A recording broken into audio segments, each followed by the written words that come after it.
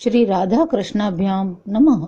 भगवान श्री कृष्ण की कथाओं का आश्रय लेने वाले भक्त जनों, मैं संध्या रानी महात्मा वेद व्यास जी एवं गुरुजनों की आज्ञा से श्रीमद् भागवत महापुराण के तृतीय स्कंद के 8वें अध्याय को आरंभ करती हूँ।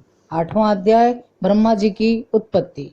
श्री मैत्रेय जी ने कहा, विदुर जी, आप भगवत भक्तों में प्रधान लोकपाल यमराज ही हैं। आपके पूर्ववंश में जन्म लेने का कारण वह वंश साधु पुरुषों के लिए भी सेव्य हो गया है। आप धन्य हैं। आप निरंतर पद पद पर श्री हरि की कीर्तिमय माला को नित्य नूतन बना रहे हैं।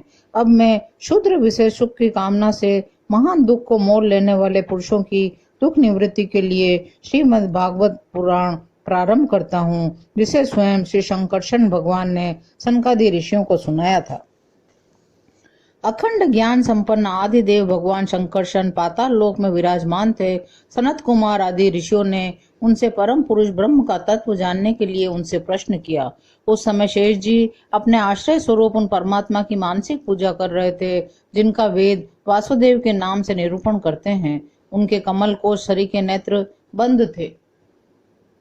प्रश्न करने पर सनत कुमार आदि ज्ञानी जनों के आनंद के लिए उन्होंने अध खुले नेत्रों से देखा। सनत कुमार आदि ऋषियों ने मंदाकिनी के जल से भीगे अपने जटा समूह से उनके चरणों की चौकी के रूप में स्थित कमल का स्पर्श किया, जिसकी नागराज कुमारियां अभिलषित वर की प्राप्ति के लिए प्रेम पूर्वक अनेकों उपहार और सामग्रियों से पूजा करती हैं। सनत कुमार आदि उनकी लीला के मर्मज्ञ हैं। उन्होंने बार बार प्रेम गदगद वाणी से उनकी लीला का गान किया। उस समय शेष भगवान के उठे हुए सहस्त्रों फाण किरीटों की सहस्त्र सहस्त्र श्रेष्ठ मणियों की छिटकती हुई रश्मियों से जगमगा रहे थे। भगवान शंकरशन ने निवृत्ति परायण सनत कुमार जी को यह भागवत सुनाया था, ऐसा प्रसिद्ध है। सनत कुमार जी ने फिर इसे परम व्रतशील सांख्यायन मुनि को उनके प्रश्न करने पर सुनाया था। परमहंसों में प्रधान श्री सांख्यायन जी को जब भगवान की विभूतियों का वर्णन करने की इच्छा हुई, तब उन्होंने अपने इसके अनुगत शिष्य हमारे गुरु श्री पाराशर जी को यह सुनाया। इसके पश्चात परम दयालु पाराशर जी ने पुलत्स्य मुनि के कहने से वह आदि पुराण मुझसे कहा।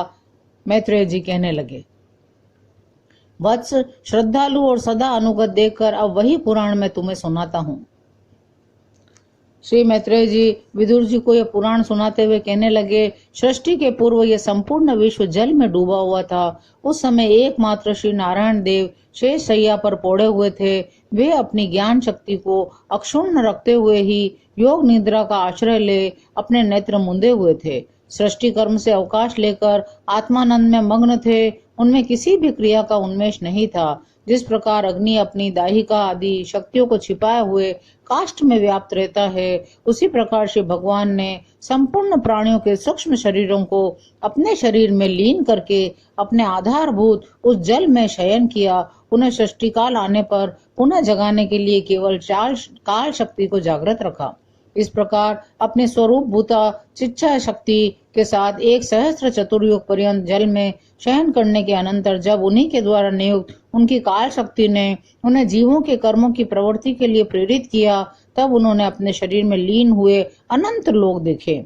जिस समय भगवान की दृष्टि अपने में निहित लिंग शरीर आदि सूक्ष्म तत्वों पर पड़ी, तब वह कालाश्रित रजोगुण से शोभित होकर सृष्टि रचना के निर्मित करके उनके नाभि देश से बाहर निकला।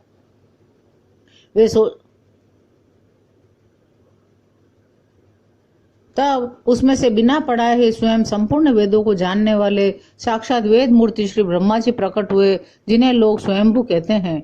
उस कमल की गद्दी में बैठे हुए ब्रह्मा जी को जब कोई लोक नहीं दिखाई दिया, तब वे आंखें फाड़कर आकाश में चारों ओर गर्दन घुमाकर देखने लगे। इससे उनके चारों दिशाओं में चार मुख हो गए।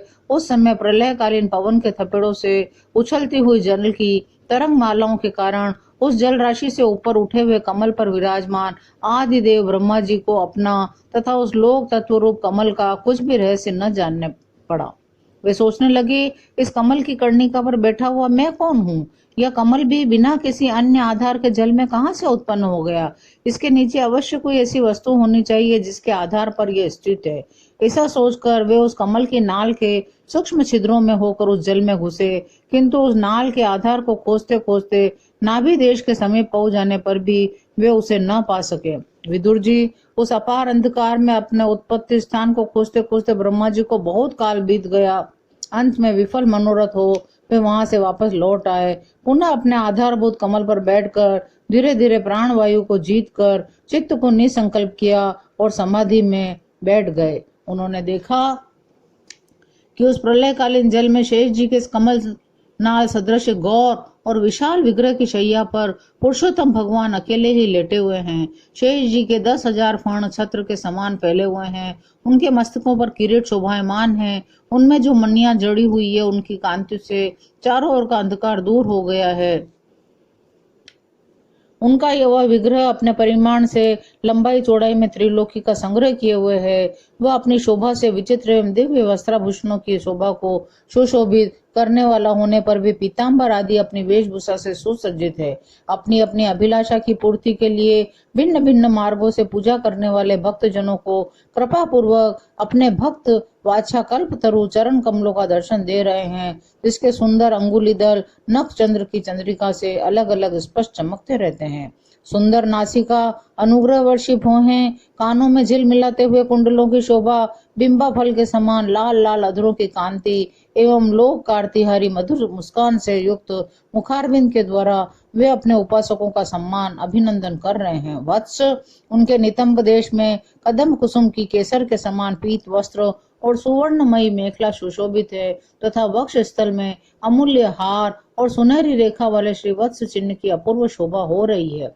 वे अव्यक्त मूल चंदन वृक्ष के समान है। महामूल्य केयूर और उत्तम उत्तम मणियों से सुशोभित उनके विशाल भुजदंड ही मानो उसकी सहस्त्रों शाखाएं हैं। और चंदन के वृक्षों में जैसे बड़े बड़े सांप लिपटे रहते हैं, उसी प्रकार उनके कंधों को शेष जी के फणों ने लपेट रखा है। वे नागराज अनंत के बंधु श्री नारायण ऐसे जान पड़ते हैं मानो कोई जल से घिरे हुए पर्वतराज ही हों। पर्वत पर जैसे अनेकों जीव रहते हैं, उसी प्रकार वे संपूर्ण चराचर के आश्रय हैं। शेष जी के फणों पर जो सहस्त्रों मुकुट हैं, वे ही मानो उस पर्वत के सुवर्ण मंडित शिखर हैं तथा वक्ष स्थल में विराजमान कौस्तुभ मणि उसके गर्भ से प्रकट हुआ रत्न है। प्रभु के गले में वेद रूप भौरों से गुंजायमान अपनी कीर्तिमय वनमाला विराज रही है। सूर्य, चंद्र, वायु और अग्नि आदि देवताओं की भी आप तक पहुंच नहीं है तथा त्रिभुवन में बेरोक टोक विचरण करने वाले सुदर्शन चक्र आदि आयुध भी प्रभु के आसपास ही घूमते रहते हैं। उनके लिए भी आप अत्यंत दुर्लभ हैं। तब विश्व रचना की इच्छा वाले लोक विधाता ब्रह्मा जी ने भगवान के नाभि सरोवर से प्रकट हुआ वह कमल, जल, आकाश, वायु और अपना शरीर, केवल ये 5 ही पदार्थ देखे। इनके सिवा और उन्हें कुछ दिखाई न पड़ा। रजोगुण से व्याप्त ब्रह्मा जी प्रजा की रचना करना चाहते थे। जब उन्होंने सृष्टि के कारण रूप केवल ये 5 ही पदार्थ देखे, तब लोक रचना के लिए उत्सुक होने के कारण वे अचिंत्य गति श्री हरि में चित्त लगाकर उन परम पूजनीय प्रभु की स्तुति करने लगे। इस प्रकार 8वां अध्याय यहीं विराम लेता है और ब्रह्मा जी की उत्पत्ति का शेष अगले अंक में। जय श्री कृष्ण।